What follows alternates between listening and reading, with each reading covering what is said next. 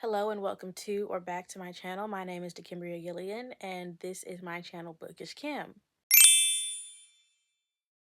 This video is not really a normal video. It's not anything that I've done before, but I think that I owe it to people who, the 5 people who watch my channel to be transparent. I feel like people who create book content tend to follow, a trend. I think that a lot of them genuinely enjoy reading, but I've definitely seen a trend of book content people doing the same thing. So I did not start making TBRs until I saw someone else making TBRs, and that's actually what this video is about today. I am unsubscribing from the belief that I need a TBR. If I'm being honest, that TBR video that I made in January was a sham because I have not read a single book from my TBR, and yet I've already completed 4 books this month, and it's only the 15th. Honestly, not a single TBR that I have ever made have I actually stuck to. I have been mood reading the entire time. And so I think that because I don't actually stick to my TBRs, I don't need to create videos that go, my January TBR, my February TBR. Why? Because I never read those damn books. This year I've read Animal Farm, Number the Stars, Where the Wicked Watch, and I read Gather Together in My Name by Maya Angelou. 4 books that were not on my TBR. And yet that YouTube video of my 2025 TBR still stands, and I haven't read a single book from that list. It's not that I won't get around to it, but I find that the mood that I'm in after I complete a book is not conducive to reading those books that are on my TBR. Not to mention, I go to the library. I utilize my library card and my Libby app. Most of the books that I read, I happen to stumble upon them at the library. And if I'm being honest, another reason why my TBRs were such a sham is because my TBRs were combinations of books that were popular on the internet. And I think that because my TBRs were such a perfectly crafted and calculated list of books that were popular so that I would be in the know, I feel like I, in a way, missed out on a genuine reading experience that I am finding now. And I think that the reason why this is such a big revelation to me is because I never knew that I was missing out on the experience that I'm having now with reading.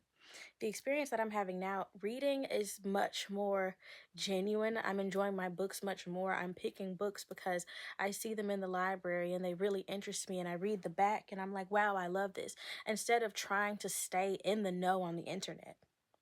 For the past week, I've been logged out of my social media accounts, and it has been one of the best reading experiences that I've had.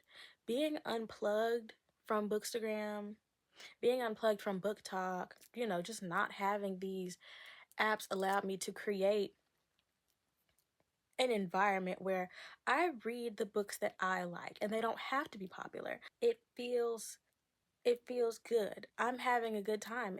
The books that I have found from walking, around the library are much better than the books that are really, really, really popular. I don't know what's going on with the publishing industry right now, but I feel like there's being a push of books with a certain formula instead of books that are just good.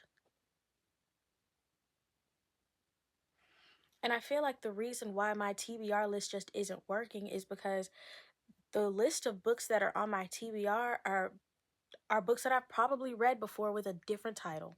I'm gonna say it. I'm really tired of reading books with the same formula.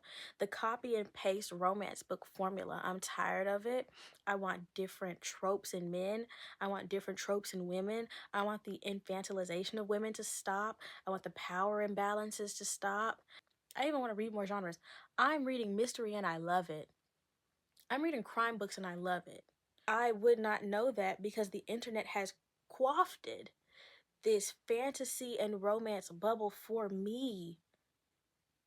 I did not know that I loved classics as much as I love classics. I love classic books. And this is not an advertisement for the library, but I am unsubscribing from hyper consumerism. I'm unsubscribing from buying, all of the books with all of the book accessories and all of the Kindle accessories.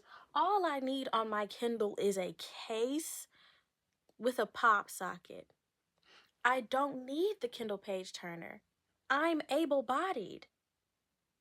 Why would I buy it if I don't need it? I don't need the Kindle holder. God bless me with arms that work just fine. A lot of the things that we buy, even when it comes to Kindle, are things made for people who need them. I don't need this stuff. I don't need to buy another book for a very long time.